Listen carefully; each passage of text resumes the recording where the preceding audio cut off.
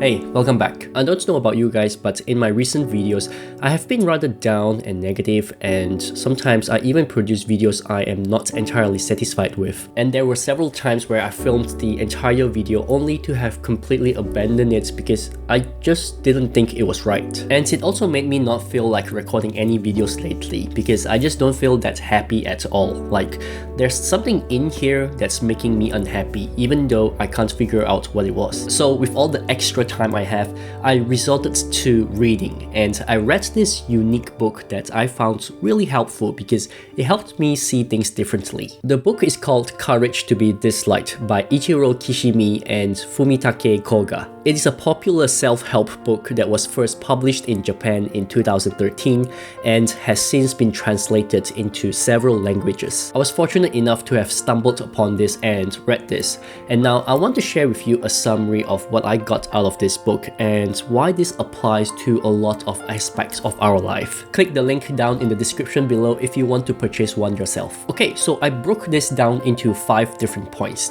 and the first one is about disliking yourself. The world is a very simple place, but we somehow made it way too complicated. This is due to several bad lifestyle choices we made ourselves, such as holding on to the past event, or we choose to be unhappy and choose not to move forward. And in a way, we create this version of ourselves that we hate because we have no courage to change simply because it is easier and more secure to just have things the way it is. This book says that most of the time we are unhappy because we are always saying things like, if only I could be like person Y, then I'll be happy. And as long as we live in that realm of possibility, like if only such and such were the case, then we won't change, or rather we are incapable of changing. This is because we gave ourselves an excuse for not changing. We are simply finding excuses to not grow because we fear, such as fear of criticism. The book calls this living in the realm of possibilities, like if only I have more time, I would succeed,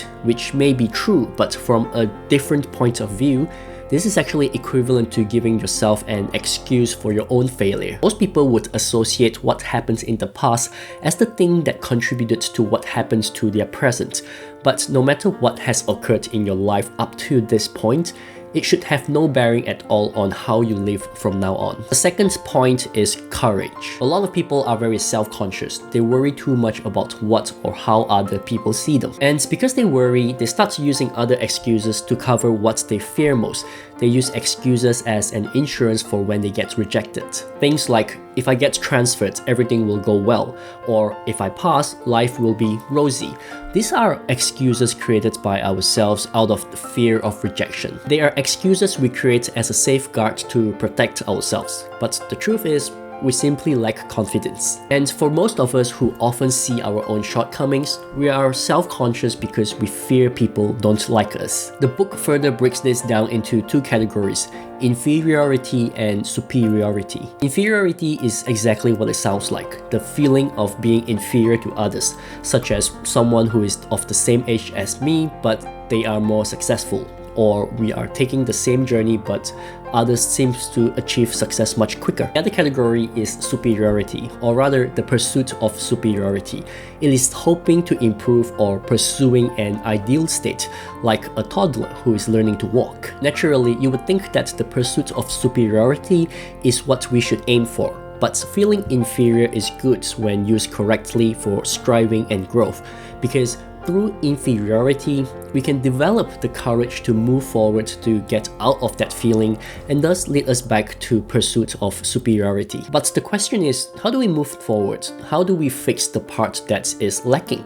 The answer is consistent growth. Consistent growth in this context simply means moving forward on your own feet and not worrying about others, because life is not a competition. In competitions, there are winners and there are losers, and that creates inferiority, which can cause us to doubt ourselves or to judge ourselves. The other issue with competition is comparison, and when you start to compare yourself with one person, you will start to compare with everyone in the world eventually. This causes us to not take action because of what can happen. We may look foolish, we may look like we are underperforming, but we need to accept which exactly is the truth. There's a phrase used in this book that I really like, and it goes like this: it's not what one is born with, but what use one makes of that equipment. change yourself and things around you will change. The third point is about freedom. This point to me is the most important of all because I'm pretty sure deep down everyone wants to be free for whatever reason. And the book defines freedom in a unique way.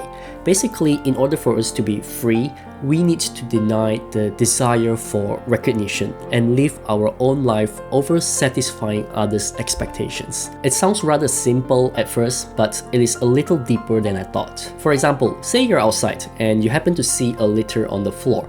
When you pick up that litter, are you doing it because you want recognition? This sort of thinking is what the book calls it the reward and punishment education. If no one is going to praise me, I won't take appropriate action. Likewise, if no one is going to punish me, I'll engage in inappropriate actions too. The book claims that something is very wrong with this situation because we should not live to satisfy other people's expectations. We should be living our own life. We should start thinking about I instead, as in myself. Seeking recognition can be seen as satisfying others, and it is suffering trying to meet their expectations.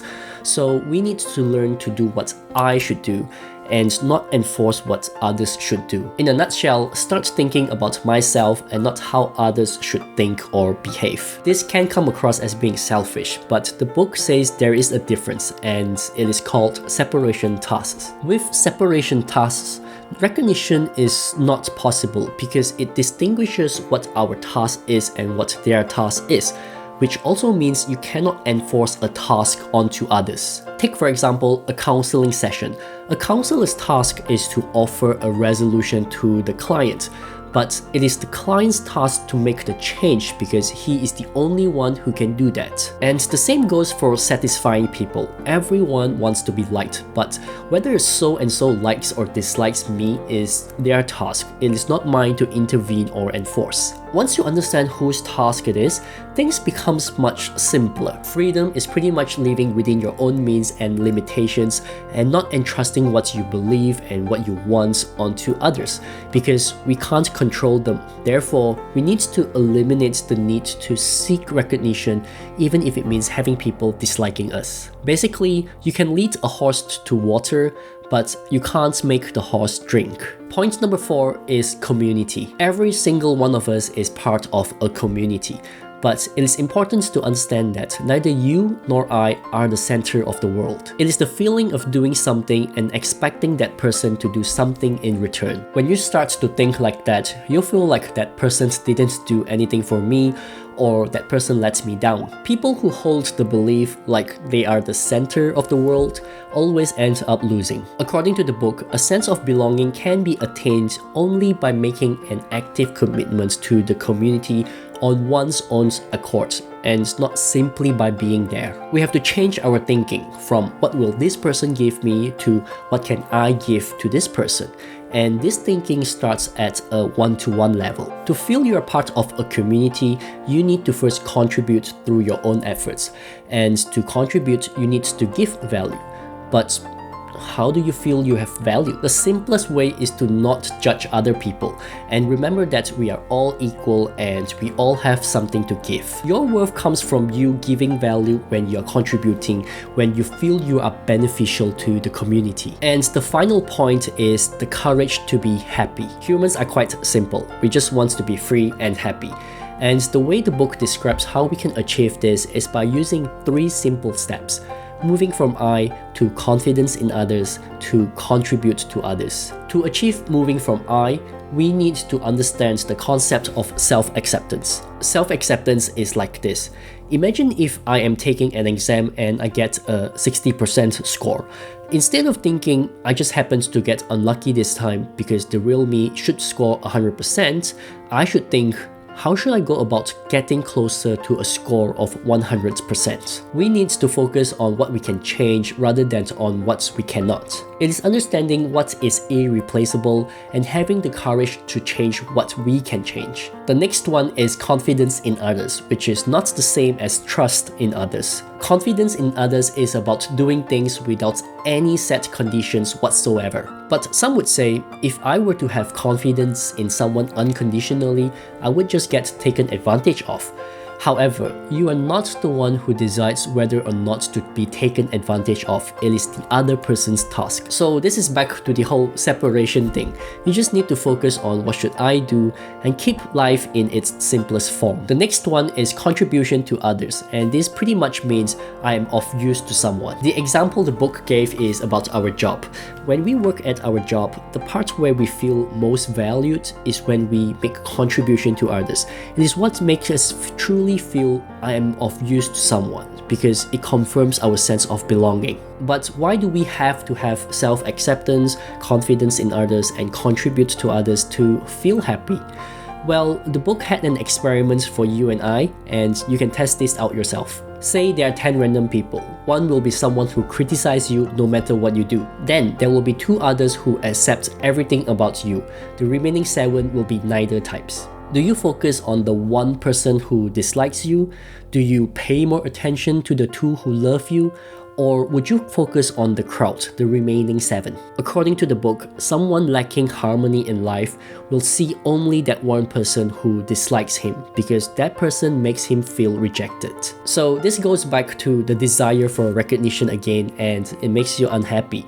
Instead of getting people to like you, you should gain a feeling of contribution instead. To be happy is simply to be able to contribute as who you are and be of use to someone. And I have to say, I completely agree with that. If your contribution is for being recognized by others, then you are living a life in accordance with other people's wishes, thus no freedom. But one can be happy only if one has freedom. And if you know you are of use to someone, you do not need recognition. So those are the 5 points I got from this book. It certainly opened up my mind quite a lot, because I was feeling unhappy about my content for a while, and when I started to think about it more after I read this book, I reckon I know why. I was unhappy because I was creating all this content that isn't really me anymore, and each time I release a video, there's a very strong desire to be recognized. And if the video did not meet my expectation, I start to blame the YouTube algorithm for not giving me any views. But now that I think about it more, I shouldn't feel that way, because my task is to create what I think I can contribute to my viewers.